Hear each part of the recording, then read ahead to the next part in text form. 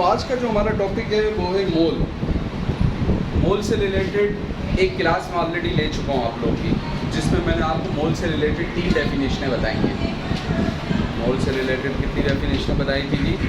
3 डेफिनेशनें बताई थी। अब हम मोल से रिलेटेड एक और इम्पोर्टेंट डेफिनेशन करेंगे, जो कि समझ ले सबसे इम्पोर्टेंट डेफिनेशन है।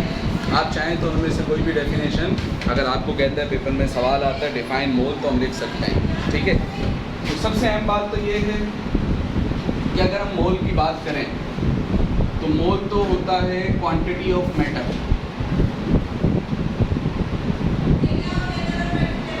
ठीक है, कोई भी मटेरियल है हमारे पास, ये एक मटेरियल है, तो इसका कुछ ना कुछ मास होगा। उस मास को ग्राम में देखेंगे तो ये कहलाएगी इसकी क्वांटिटी ऑफ मैटर इन ग्राम। क्या कहलाएगी? इन ग्राम। अब ये जो चीज़ है सर, हम जानते हैं, आपने मैं बताया था हमारे पास तकरीबन आज की तारीख में 120 अलग अलग किस्म के क्या हैं? एलिमेंट्स हैं। अब हो सकता है सर ये एलिमेंट 120 में से कोई एक एलिमेंट हो सकता है सर वो एलिमेंट आपस में मिले हुए हो और मिल के कोई नई चीज़ कंपाउंड बना लिया हो। तो खैर इसका कोई ना कोई, ये जिन चीज़ से मिल के बना है, इसका कुछ ना कुछ क्या होगा, एक फार्मूला होगा, इसके अंदर कोई ना कोई केमिकल होगा जिससे ये मिल के बना है, ठीक है। उस केमिकल का अगर एक कंपोनेंट हम देखेंगे, सबसे छोटा कंपोनेंट, अगर तो कंपाउंड हुआ तो वो सबसे छोटा जो कंपोनेंट है वो कहलाएगा मॉलिक्यूल, और अगर वो एलिमेंट हुआ तो उसका सबसे छोटा हिस्सा कहलाएगा एटम। याद है, मैंने पढ़ाया था आप लोगों को। कहने का मकसद ये है सर, इस क्वांटिटी ऑफ मैटर के अंदर अगर एटम है, इस क्वांटिटी ऑफ मैटर के अंदर क्या है? एटम है। तो उस एटम का कुछ ना कुछ क्या होगा? एटॉमिक मास होगा। तो मैंने आपको ये बताया था मोल की, इससे पहले डेफिनेशन जो हमने लास्ट क्लास में की थी उसमें मैंने आपको बताया था कि अगर हम मास इन ग्राम की क्वांटिटी को देखें किसके हिसाब से? उस एटम के एटॉमिक मास के हिसाब से, तो ये कहलाता है उसका मोल। क्या कहलाता है? मोल। मोल इस्तेमाल करने की ज़रूरत क्यों पेश आई थी ये भी मैंने बताया था। अभी एक छोटी सी गुफ्तगू करते हुए आगे जाता हूँ कि सर बात ये है कि जो एटम होते हैं वो बहुत छोटे होते हैं। एटम हो गए, मॉलिक्यूल्स हो गए, ये क्या होते हैं सर? बहुत छोटे होते हैं। इतने छोटे होते हैं कि अगर हम छोटी सी क्वांटिटी लें, अब अगर मिसाल के तौर पे मैंने चूने का पत्थर देखा है तमाम स्टूडेंट ने, CaCO3, ठीक है, इसको बिहार से कहते हैं लाइम स्टोन, पढ़ते हैं इसे कैल्शियम कार्बोनेट, ठीक है, उर्दू में इसे कहते हैं चूने का पत्थर, ठीक है। तो अब अगर फर्ज करें मैंने इतना सा चूना लिया है और उसको फेंक भी दिया है, यूँ करके क्या कर दिया, फिर भी हाथ में देखेंगे तो क्या लगा हुआ है? चूना लगा हुआ है। एक चूना वो होता है जो पाकिस्तानी लगा के चले जाते हैं, उसकी बात नहीं कर रहा हूँ मैं, ठीक है। तो कुछ ना कुछ हाथ में चूना लगा हुआ है। अब मैं आपसे पूछता हूँ, बताओ यहाँ पे कुछ ना कुछ CaCO3 के मॉलिक्यूल हैं? अगला सवाल पैदा होता है कितने हैं? तो जवाब है अरबों खरबों। कितने मॉलिक्यूल हैं? अब मसला ये है कि अरब खरब आपने बता तो दिया है, अगला इशू ये आ रहा है सर कि अरब खरब ऐसे नंबर हैं जो कि हम डेली लाइफ में यूज़ ही नहीं करते। अरब और खरब तो ऐसे नंबर हैं जो कि डेली लाइफ में हम यूज़ करते। भाई डेली लाइफ में हम कैसी चीज़ें इस्तेमाल करते हैं? हमें ज़रूरत पड़ी खर्ची की, हम पापा के पास गए, बोला पापा जी खर्ची दे दें, पापा ने 100 रुपये दे दिए, और अच्छे पापा 200 दे दिए, और अच्छे पापा 500 दे दिए, 1000 दे दिए, चलो ठीक है, चलो बहुत अच्छे पापा लाख दे दिए, खरबों रुपए की खर्ची तो नहीं मिल रही ना भाई। तो आम डेली लाइफ में मिसाल के तौर पर हम सुबह सुबह घर से निकले और हमें हुक्म मिल गया, जैसे हमें हुक्म मिलते रहते हैं, भाई टिंडे ले आओ, प्याज ले आओ, फलाना ले आओ, ढिमकाना ले आओ। तो हम 1 किलो टिंडे ले आए, 2 किलो प्याज ले आए, 3 किलो आलू ले आए। तो जो नंबर हम देख रहे हैं वो 1, 2, 3, 4, 5 में ही चल रहे हैं। उसके ज़रिए जो पैसे बने, हो सकता है 200 बन गए हो, 300 बन गए हो, 500 बन गए हो, ऐसे ही है ना। आम डेली लाइफ में जो नंबर चल रहे हैं सर वो 100 में तो हैं, सैकड़ों में तो हैं, हद से 1000 तक हैं, लेकिन अरबों खरबों में। तो अगर हम मॉलिक्यूल्स की क्वांटिटी को देखें उनकी तादाद के हिसाब से, तो सर नंबर आ रहे हैं बहुत बड़े। तो हमने क्या किया कि ये जो बहुत बड़े नंबर आ रहे हैं, यानी ये जो चिल्लू पर अगर हम बात करें सर, चिल्लू का मतलब पता है ना? चिल्लू पर पानी, थोड़ा सा पानी, अक्सर मशवरा दिया जाता है, बोला चिल्लू भर में डूब जाओ। कैसे डूबे भाई चिल्लू भर में? चिल्लू होता ही इतना सा, हमारा साइज़ इतना बड़ा है, तो चिल्लू में डूब सकते हैं हम? नहीं डूब सकते भाई, चुल्लू में कैसे डूबेंगे। मैं ये बता रहा हूँ, तो ये जो चुल्लू पर पानी है बहुत थोड़ी क्वांटिटी है पानी की, इतनी छोटी सी क्वांटिटी है पानी की। पानी का फार्मूला क्या है, हम सब जानते हैं, H2O। ये फार्मूला है किसके मॉलिक्यूल का, वाटर मॉलिक्यूल का। अब अगर हमारे पास एक कैप मौजूद है, चिड़िया को पानी पिलाना है तो उसको गिलास तो भर के उसके ऊपर नहीं डालते ना भाई, कैप के अंदर पानी डाल दिया थोड़ा सा, ठीक है, तो चिड़िया पानी पी लेगी। फॉर एग्जाम्पल हमारे पास एक कैप मौजूद है, उसके अंदर ओबो मौजूद है, यानी पानी मौजूद है, और पानी भी कितना है चुल्लू पर, यानी थोड़ा सा पानी, छोटी सी क्वांटिटी है। अब ये जो पानी है ये बहुत ज़्यादा बहुत कम है, हमारे हिसाब से हम देखेंगे तो ये पानी क्या है सर, बहुत कम है। लेकिन मॉलिक्यूल के हिसाब से जब हम देखते हैं, किसके हिसाब से देखते हैं, मॉलिक्यूलों के हिसाब से जब हम देखते हैं तो मॉलिक्यूल तो क्या है सर, बहुत छोटे। मॉलिक्यूल क्या है, तो जब मॉलिक्यूल बहुत छोटे हैं तो हम देखते हैं कि जब चीज़ें बहुत छोटी हैं तो छोटी चीज़ें क्या आएंगी, बहुत सारी आएंगी। फर्ज करें अगर मेरे पास एक बॉक्स है और इस साइज़ का मेरे पास एक फुटबॉल है, तो ऐसे फुटबॉल कितने आएंगे भाई इस बॉक्स में, 2 आ जाएंगे सर। जैसा बॉक्स का साइज़ दिखता है कितने फुटबॉल आ जाएंगे, 2 आ जाएंगे। और अगर मैं फुटबॉल का साइज़ छोटा कर दूं, फॉर एग्जांपल ये है हमारे फुटबॉल का साइज़, 4, 5, 6 आ जाएंगे।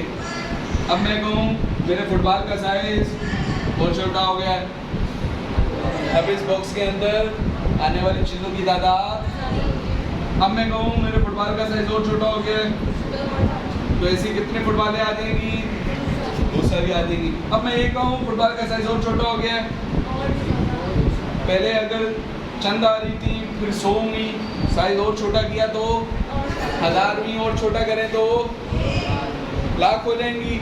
साइज़ और छोटा कर दें, बहुत छोटा कर दें, अनइमेजिनेबल छोटा कर दें, बहुत छोटा कर दें,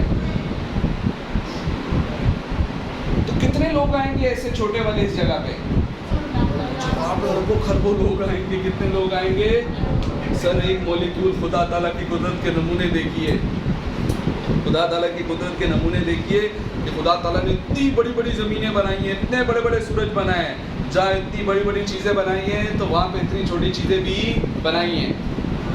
बात समझ में आ रही है नहीं आ रही। खैर मैं ये बता रहा हूँ आपको कि अगर हम इसके अंदर देखें दोस्तों, तो ये जो चुल्लू पर पानी है ये हमारे नज़दीक थोड़ी सी क्वांटिटी है, लेकिन इसके अंदर जो मॉलिक्यूल होते हैं, मॉलिक्यूल क्या होते हैं सर, बहुत छोटे होते हैं। क्या होते हैं, तो इसलिए यहाँ पे ट्रिलियंस ऑफ ट्रिलियंस मॉलिक्यूल्स होते हैं। क्या होते हैं sir, trillions of trillions molecule होते हैं। अब ये जुमला क्या है, इसका मतलब क्या है, तो दोस्तों आज की क्लास में हमने ये चीज़ सीखनी है कि इसका मतलब क्या है। ट्रिलियन, ट्रिलियन, बिलियन, मिलियन, ये हमने नाम तो सुने में, तो आज सीखेंगे कि कितने मॉलिक्यूल्स होते हैं इतनी क्वांटिटी के अंदर। सादी सी बात है, अगर मैं आपसे ये पूछूं, अगर हम आपसे ये पूछें दोस्तों, अगर हम आपसे ये पूछें कि अगर कहीं पे लिखा हुआ है 12, क्या लिखा हुआ है 12, ठीक है, कहीं पे लिखा 24, कहीं पे लिखा हुआ है 36, मेरा दिल कर रहा है मैं इसकी जगह कोई छोटी सी चीज़ लिख दूँ, तो बता सकते हैं 12 जैसी चीज़ को क्या कह सकते हैं, जो भी डेली लाइफ में इस्तेमाल होता हो। जैसे हम कीनू लेने के लिए जाते हैं, केले लेने के लिए जाते हैं, हाँ, 12 जैसी चीज़ को प्यार से क्या कहते हैं सर, इंग्लिश में कहते हैं डजन, उर्दू में कहते हैं दर्जन। दर्जन नहीं, दर्जन जो दर्जी की बेगम होती है वो नहीं, दर्जन, और इंग्लिश में डजन, सही है, ठीक है। तो 12 का मतलब 1 दर्जन है, तो 24 का मतलब 2 दर्जन है, 36 का मतलब 3 दर्जन है। अरे सर ये क्या है, एक नंबर है ना, ठीक है। अब ये नंबर हो रहा था बहुत बड़ा, भाई नंबर क्या हो रहा था, बहुत बड़ा, तो इतने बड़े नंबर को अब ये 12 में एक बहुत ज़्यादा हो गया ना, हमने इसको प्यार से क्या नाम दे दिया, 1 दर्जन। एक नाम नहीं दिया, क्या नाम दिया।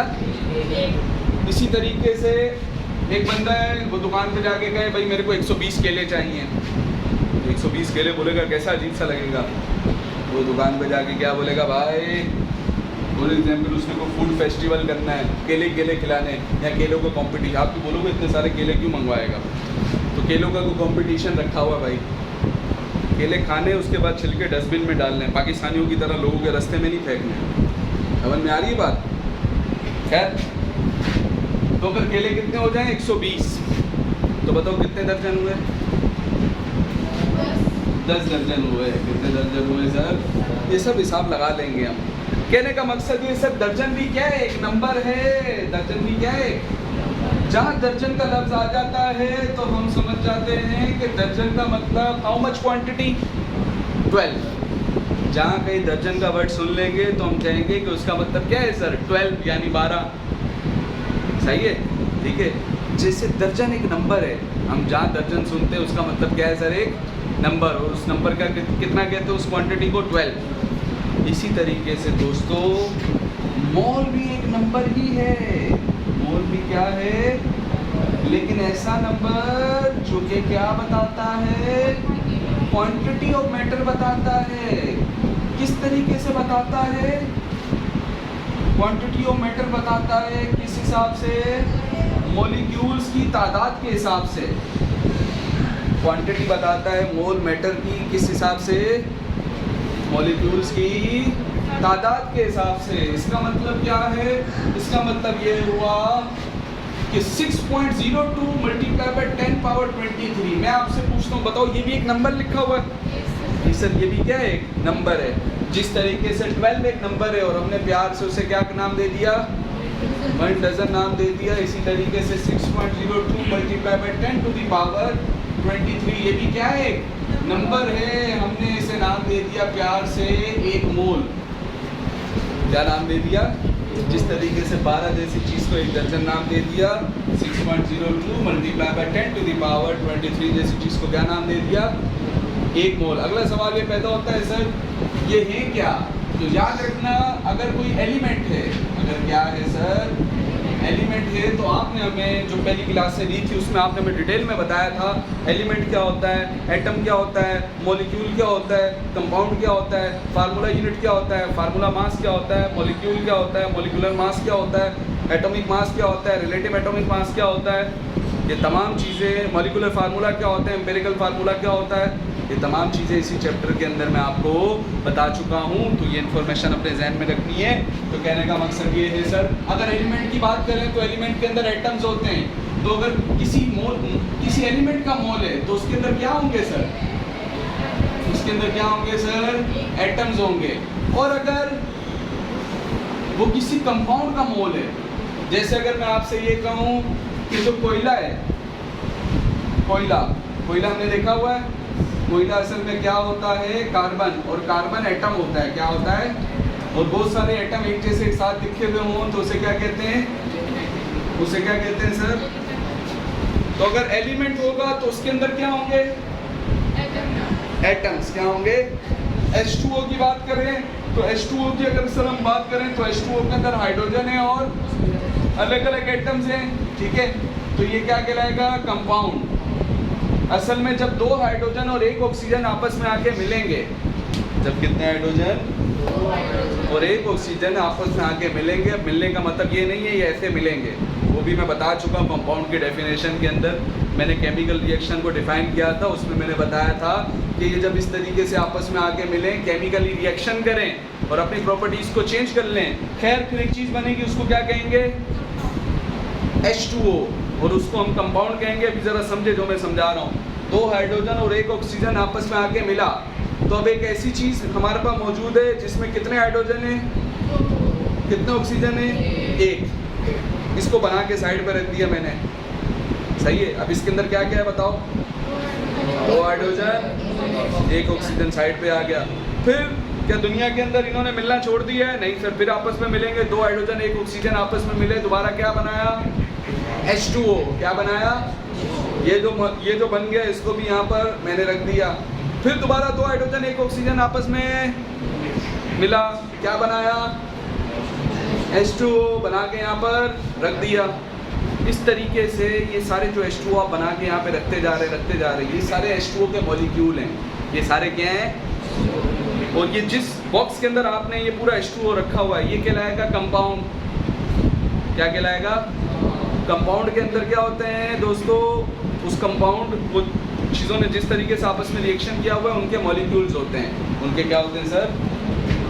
मॉलिक्यूल्स होते हैं। खैर मैं ये बता रहा हूँ आपको, मैं ये बता रहा हूँ यहाँ पर कि कंपाउंड की बात करें तो एक मोल अगर हम किसका लें? कंपाउंड का, तो उसके अंदर भी जहाँ मोल आएगा उसका मतलब क्या? एक नंबर। कितना? अभी मैं इस नंबर के बारे में पूरा खुलासा करूँगा कि ये नंबर क्या है। 6.02 multiply by 10 to the power 23। चूँकि ये कंपाउंड है, ये क्यों है सर? तो कंपाउंड के अंदर क्या होते हैं? कंपाउंड के अंदर क्या होते हैं? मॉलिक्यूल्स होते हैं। माइनस में नहीं, माइनस में नहीं, ये प्लस में। समझ में आ रही है बात? यहाँ तक ओके? ये बात अपने पास नोट करें, नोट्स के अंदर भी लिखी हुई है। नोट्स खोलें तमाम स्टूडेंट्स। तो अभी तो इसकी लफ्जी डेफिनेशन पहले मैं आपको डायरेक्ट बता रहा हूँ, ठीक है? लफ्जी डेफिनेशन बता रहा हूँ, फिर इसका और मतलब मैं डिटेल में बताऊँगा। वो क्या है कि अगर हम किसी भी शय का एक मोल लें, किसी भी केमिकल का क्या लें, तो उसके अंदर उस चीज़ के कितने सब्सटेंस, वो जिन उस चीज़ के कितने पार्टिकल्स होते हैं, मॉलिक्यूल्स होते हैं या एटम होते हैं? 6.02 multiply by 10 to the power 23। तो हमने कहा 1 mole is that amount of substance which contain, जिसके अंदर है क्या? 6.02 multiply by 10 to the power 23 molecules for compound and atoms for element। Element के लिए क्या होंगे सर? एटम्स होंगे। इसी बात को पढ़ते हैं।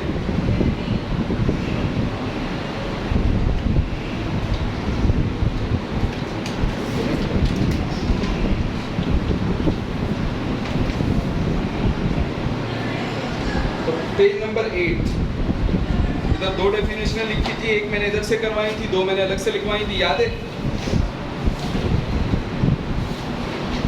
तो नीचे डेफिनेशन क्या लिखी है सर? मोल की दूसरी, 1 mole is that amount of substance which contain कितने molecule? 6.02 multiply by 10 to the power 23 molecule. समझ में आ गई ये बात? क्लियर है? ठीक है। अब ये जो इसके बारे में ये जो नंबर है, और इस चीज़ के बारे में भी तो किसी ने बताया था ना। इसके बारे में जिस साइंसदान ने बताया था उसका नाम था एवोगाड्रोस। वो गार्डन में नहीं रहता था, उसका नाम क्या था सर? एवोगाड्रोस।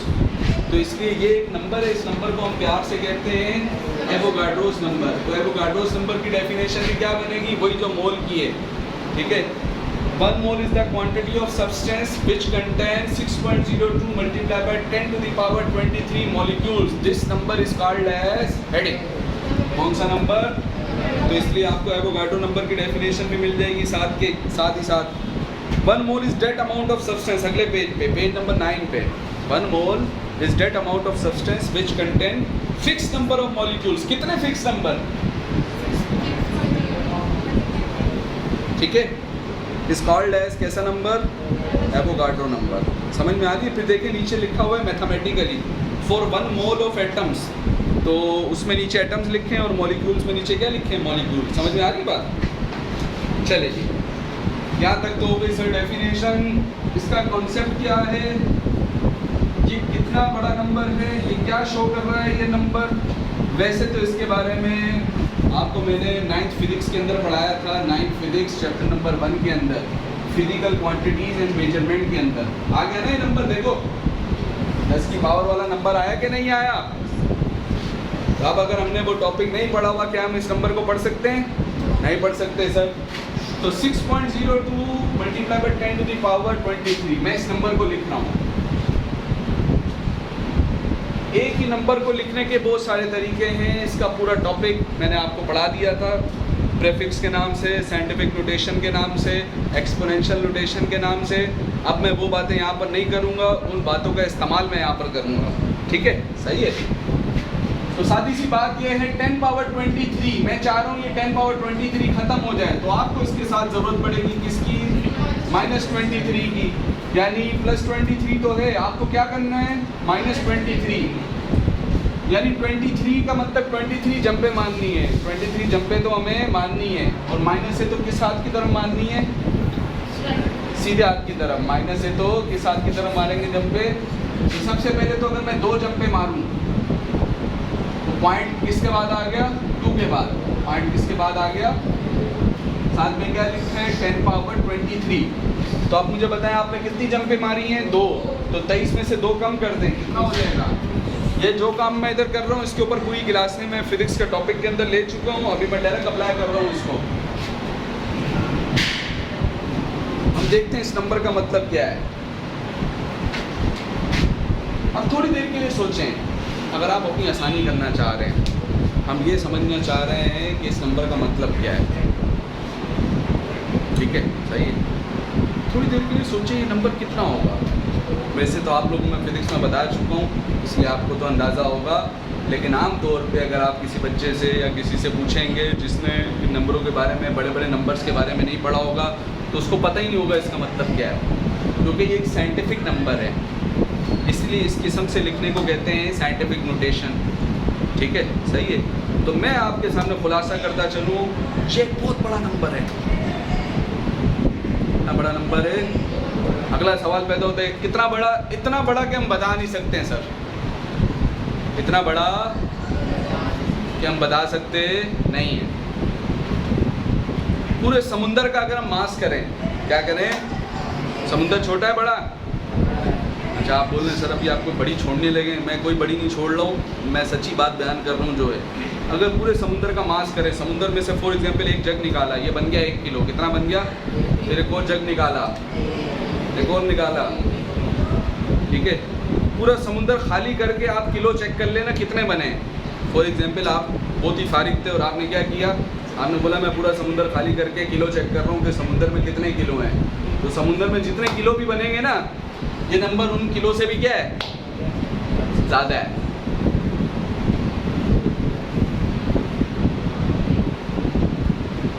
आप नहीं बोल रहे होंगे सर आप तो लंबी लंबी छोड़े जा रहे हैं, कहते जा रहे हैं। अभी आओ मैं अपनी बात को सबूत के साथ यहाँ पे पेश करता हूँ कि इस नंबर का मतलब क्या है। इस नंबर को समझने के लिए आपको दिमाग को ज़रा खोलना पड़ेगा, तो आओ आपके दिमाग की खिड़कियाँ खोलने की मैं एक नाकाम कोशिश करूँ या कामयाब कोशिश करूँ। साथ ही सी बात है, अपने समझने के लिए थोड़ी देर के लिए सोचो, ये 602 लिखा है, 602 लिखा है, मैंने इसको मान लिया कि ये 600 लिखा है। कितने का फ़र्क आ रहा है भाई, 2 का आ रहा है ना। अपनी आसानी के लिए मैंने क्या मान लिया, 600, सही है। फिर अच्छा एक काम और, अभी तो फिलहाल इसको ऐसे ही छोड़ दिया। 10 की पावर 21 का मतलब इसके साथ कितने जीरो आएंगे, तो 1 2 3 4 5 6 7 8 9 10 11 12 13 14 15 16 17 18 19 20 21, ये है वो नंबर 6.02 multiply by 10 to the power 23, ये है वो नंबर। तो अगर हम देखें दोस्तों इस नंबर को, अगर हम इस नंबर को देखें तो इसमें ये 3 3 6 3 9 3 12 3 15 3 18 3 21 तो ये वाले आ गए, और साथ में क्या लिखा है 602। खैर हमने क्या किया, अपनी आसानी के लिए, हमने 602 को क्या फर्ज कर लिया 600। भाई कितने का फ़र्क है, 2 का फ़र्क है ना, कल को ज़रूरत हुई तो देख लेंगे। हम 600, हमने किसी बंदे को 602 रुपये का उधार दिया। वैसे ही तो मिसाल दे रहा हूँ, ये कंप्लीट नहीं है, जिसको अच्छी मैथमेटिक्स आती है वो इस बात के अंदर ऑब्जेक्शन कर सकता है। तो जब वो इस बात के अंदर ऑब्जेक्शन करेगा तो मैं उस ऑब्जेक्शन का भी मैथ की ज़बान में जवाब दूंगा। फिलहाल मुझे भी नहीं पता, जो टेक्निकल बात मैं आपको बता रहा हूँ उस पर ज़रा गौर करें। मैं ये कह रहा हूँ 602 को अगर हम देखें, मैंने आसानी के लिए क्या कह दिया 600, ठीक है, सही है। और मैं अपने लिए आसानी कर रहा हूँ, 600 को मैंने प्यार से कह दिया 100। ये तो सर आपने लंबा काम कर दिया। 602 तक तो बात सही थी कि आपने 602 को क्या कह रहे थे आप 600, कि आपने किसी को 602 रुपये का उधार दिया है, तो आप जब उसे उधार लेने के लिए गए तो उसने आपको 600 रुपये दे दिए, बोला 2 रुपये नहीं दे रहा हूँ, तो अब आप झगड़ा करोगे, तो आप बोलोगे चलो खैर है। लेकिन अगर आपने 602 रुपये का उधार दिया है और आप उसे उधार लेने के लिए गए, उसने आपको 2 रुपये दिए और बोला 600 नहीं दे रहा हूँ, तो आप बोलोगे नहीं ऐसा तो नहीं चलेगा दोस्त, सॉरी टू से, ठीक है। तो बात ये है सर, जब 600 दे दिया, 2 बच गया ना, तो 2 600 के सामने क्या है, छोटा है। लेकिन सर इधर तो आपने 600 को ही क्या कर दिया, 100 कर दिया। तो मैं क्या करूँगा, जब इसको दोबारा 600 बनाना होगा ना, तो इस 100 को मैं 6 से क्या कर दूँगा, तो 6 1 2 0 ऐसे ही आ गए।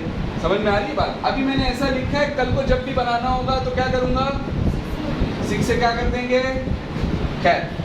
तो इस 602 की जगह मैंने फिलहाल क्या लिख दिया है, 100। साथ में क्या लिखा है, 1 2 3 4 5 6 7 8 9 10 11 12 14 15 16 17 18 19 20 21। ये ठीक है। अब जरा इसको पढ़ते हैं, ये नंबर क्या कह रहा है। तो सिर्फ ये देखें तो ये क्या लिखा है, 1, ये 1000 10,000 फास्ट हो गई, ये 1 लाख। यहाँ तक कितना बनेगा, 1 लाख बनेगा ना दोस्तों। 1 करोड़, 10 करोड़, 1 अरब, आहिस्ता आहिस्ता मैं बोल रहा हूँ, शाबाश, 10 अरब। उसके बाद 100 अरब या 1 खरब, 100 अरब या 10 खरब, क्या हो गया, 100 खरब, क्या हो गया,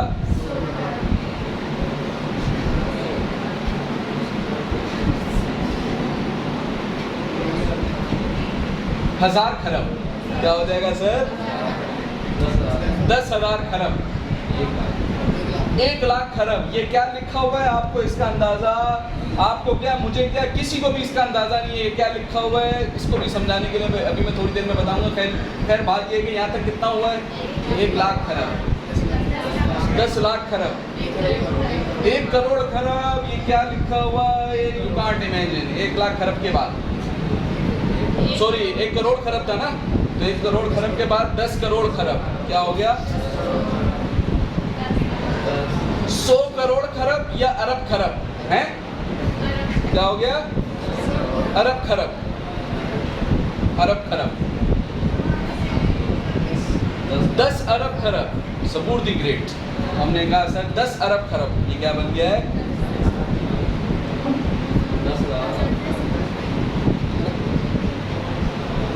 100 अरब खरब, क्या बन गया, 100 अरब खरब, ठीक है, सही। ये 1000 अरब खरब, क्या बन गया सर, ये बन गया सर 1000 अरब खरब। अभी भी ये जो आपने निकाला है सर, ये बिल्कुल से अच्छा, इसके साथ कुछ भी नहीं है। 1000 कितना है सर, कुछ भी नहीं, तो क्या है, ऐसे ही है ना। तो इसको क्या पढ़ेंगे, 1000 अरब खरब। अभी भी ये जो आपने वैल्यू निकाली है बिल्कुल सही नहीं निकाली, वजह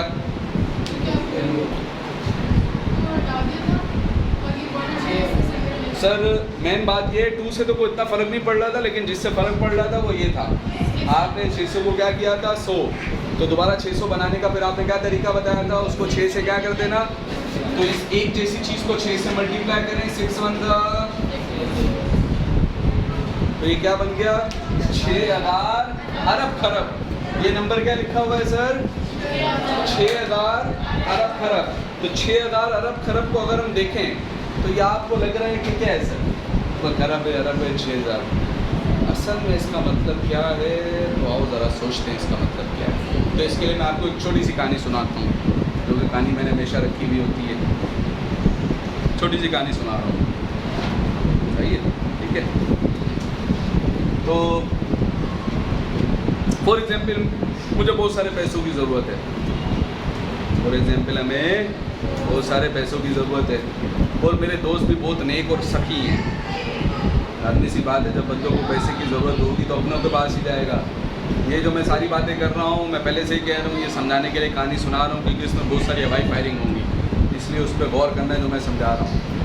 तो भाई मुझे पैसों की ज़रूरत है, तो मैंने अपने दोस्त को कॉल की, मैंने बोला भाई मेरे को पैसे भेज दो, मुझे बहुत सख्त पैसों की ज़रूरत है।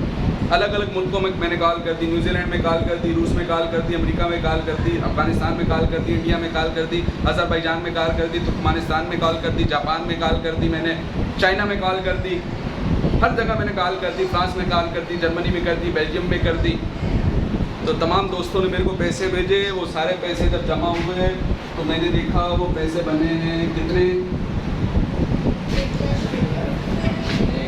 कितने पैसे बन गए वो। आप समझ में आए मैंने पहले क्यों कहा था कि मैं हवाई फाइलिंग करूँगा। 1 खरब आपको लग रहा है 1 खरब बहुत होते हैं। 1 खरब में 100 अरब होते हैं। कितने होते हैं? इस नंबर की मैं बात नहीं कर रहा हूँ, सिर्फ इसी की बात कर रहा हूँ अभी। इसकी तो मैं अभी बात ही कर रहा, मैं तो सिर्फ इसकी बात कर रहा हूँ इसकी। 1 खरब बहुत बड़ा नंबर है। इधर कोई खरबपति आपको नहीं दिख रहा है आसपास। हाँ, इस्लामाबाद जाओगे 1 आधे दिख जाएंगे, ठीक है। सही, खरबपति बहुत बड़ी चीज़ है, ठीक है। उसमें 100 अरब है सर। खैर मैं ये कह रहा हूँ, मैंने दोस्तों को काल वाल की, दोस्तों ने सारे पैसे भेज दिए। कितने पैसे जमा हो गए? 1 खरब रुपए क्या हो गए? जमा हो गए, ठीक है। तो इसके बाद फिर थोड़े दिनों बाद फिर मुझे पैसों की ज़रूरत पड़ गई। फिर मैंने दोस्तों को कॉल की, फिर अलग अलग मुल्कों में कॉल की। फिर तमाम दोस्तों ने मेरे को दोबारा पैसे भिजवाए और फिर 1 खरब मेरे पास और आ गए। क्या हुए? दूसरी दफ़ा जब कॉल की तो 1 खरब और आ गए। ये 1 खरब जो आए मेरे पास, ये 1 खरब जो आए हैं, ये जो 1 खरब आए, इसको उठा के पहले मैंने एक कमरे में रख दिया था। फर्ज करें एक बहुत भाई खरब ज़्यादा है कम है, बड़ा नंबर है ना, नोट बहुत सारे होंगे। तो मैंने क्या किया, जो पहले 1 खरब आया था उसको उठा के एक कमरे में, सारी कहानी जहन में रखनी है, ठीक है। फिर दोबारा जब दूसरी दफ़ा पैसे आए, दोबारा कितने आए, उसको टोपी उठा के मैंने एक दूसरे कमरे में रख दिया, ठीक है। तो अब मेरे पास 1 खरब कितनी दफ़ा है? 2 दफ़ा। फिर थोड़े दिनों बाद फिर मुझे पैसों की ज़रूरत पड़ गई। फिर मैंने कॉल की अपने मतलब आ गया। मैंने पहले ही कह दिया था मैं बहुत सारी बातें लंबी करूँगा। दोबारा 1 खरब उठा के तीसरे कमरे में। अब मेरे पास खरब कितनी दफ़ा है? 3 दफ़ा है। यानी मेरे पास 3 कमरे जिनमें कितने पड़े हैं? खरब। यानी खरब वाले कितने कमरे? यानी दोबारा फिर मैंने कालवाल की पहुंच गए। तो अब मेरे पास एक और खरब आ चुका, उसको उठा के भी मैंने एक कमरे में रख दिया। तो खरब कितनी दफ़ा हो गए? 4 दफ़ा हो गए। मैंने कहा कि फिर खरब पहुंच गया। अब मेरे पास खरब कितनी दफ़ा हो गए? 5 दफ़ा हो गए। इस तरीके से खरब करने हैं।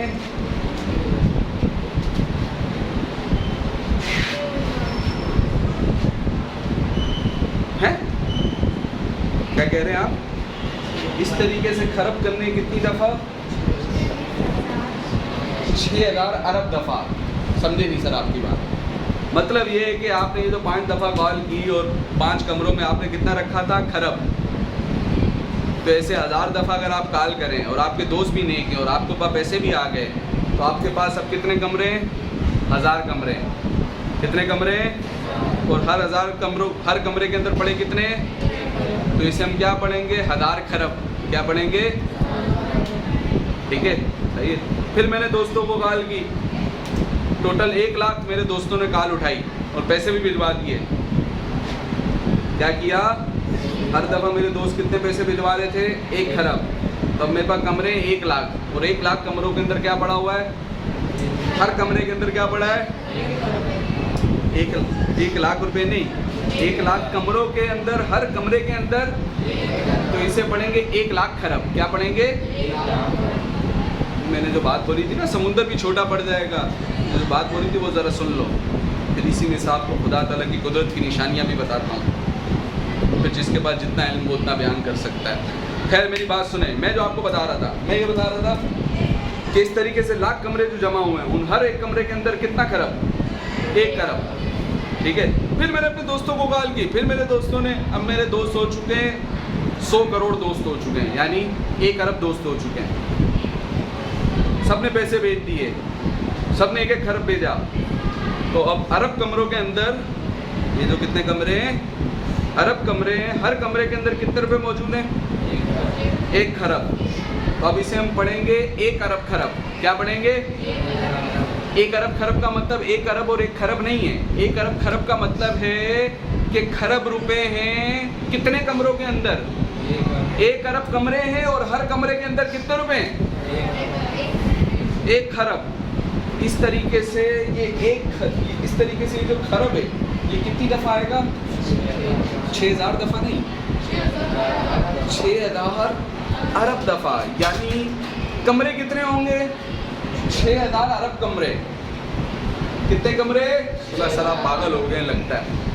कितने कमरे होंगे? 6000 अरब कमरे होंगे, और हर कमरे के अंदर छोटा भीम बैठा हुआ होगा। हर कमरे के अंदर क्या होगा सर? 1 खरब होगा। क्या ख्याल है, ऐसे ही है?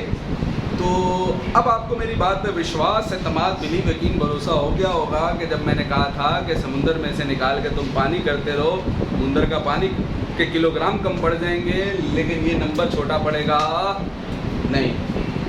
तो कितना बड़ा नंबर है ये सर? बहुत बड़ा नंबर है। लेकिन खुदा ताला की कुदरत के शाकार देखो कि अगर आपने चिल्लू भर पानी लिया, कितना? चिल्लू भर पानी। उस चिल्लू भर पानी को अगर हम देखें, अगर हम तोलें, तो हमारे पास वो होता है ना, काउंटर होते हैं ना, उसके ऊपर अगर हम पानी गिराएं, गिराने का नहीं कह रहा हूँ, लेकिन अक्सर तोलते हुए किराने वालों के यहाँ गिर जाता है, तो उसमें कुछ ना कुछ ग्राम बढ़ जाते हैं। तो 3-4 कतरे अगर पानी के गिर जाएं किसी भी तरीके से, तो उसमें अगर कितना ग्राम दिखे? 18 ग्राम क्या दिखे सर? पानी। तराजू कितना दिखाए? 18 ग्राम पानी दिखाए। तो 18 ग्राम पानी को कहते हैं, पानी का क्या? 1 मोल। क्या कहते हैं सर? क्यों ये कहते हैं, इसके बारे में भी मैंने आपको इससे पिछली क्लास में बताया था कि molecular mass represented in gram is called as 1 mole. 1 mole की 3 डेफिनेशन पहले कराई थी ना, ये चौथी डेफिनेशन करवा रहा हूँ। मैं ये कह रहा हूँ आपसे कि ये जो 18 ग्राम पानी आपने लिया है, इसी को प्यार से कहते हैं 1 मोल। और इस 1 मोल, यानी ये जो चिल्लू भर पानी है, 18 ग्राम पानी है, इस मोल के अंदर पानी के मॉलिक्यूल कितने? तो किसी भी शे का 1 मोल हो, मिस्टर एवोगाड्रो ने क्या कहा है, उसमें कितने मॉलिक्यूल होते हैं? 6.02 multiply by 10 to the power 23 molecules. यानी सर पानी तो चिल्लू भर है, लेकिन खुदा ताला की कुदरत का शाकार देखो कि उस चिल्लू भर इतने छोटी सी क्वांटिटी ऑफ पानी के अंदर पानी के मॉलिक्यूल कितने हैं? इतने, जो मैंने भी आपको बताया। तो सोचो, इतनी सी जगह के अंदर इतने मॉलिक्यूल, तो वो 1 मॉलिक्यूल क्या होगा?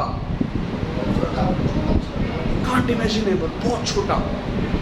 तो जब मैं यूं करके टॉपिक पढ़ाते हुए बताता हूँ कि भाई बहुत छोटा, यूं करके, तो बच्चे बोलते पता नहीं क्या कर रहे हैं। आप समझ में आया मैं क्या कर रहा हूँ? 1 मॉलिक्यूल क्या है सर? बहुत छोटा है। ये तो छोटी चीज़ों की मिसाल है। खुदा ताला ने तो ऐसी ऐसी चीज़ें तख्लीक की है। आपको पता है, आप जानते हैं इस सूरज का वजन कितना है? सूरज का मास कितना है? 2 multiply by 10 to the power 30 kilogram. इसमें तो कितने? 10 पावर 23 था, इसमें कितना है? यानी सूरज सर, और ये क्या है? किलोग्राम। 1 किलो पता है ना कितना होता है? ये इतना किलो कितना होगा? और फिर ये वाली चीज़ तो उससे भी क्या है? ये वाली चीज़ तो उससे भी क्या है दोस्तों? ज़्यादा है। कहने का मकसद ये है सर कि ये बहुत बड़ा नंबर है। क्या है सर? बहुत बड़ा नंबर है। क्लियर हो गया? मोल का कॉन्सेप्ट क्लियर हो गया? इंशाल्लाह ताला नेक्स्ट आने वाली क्लासेस में फिर हम मोल के न्यूमेरिकल्स को आगे बढ़ाएंगे। ठीक है।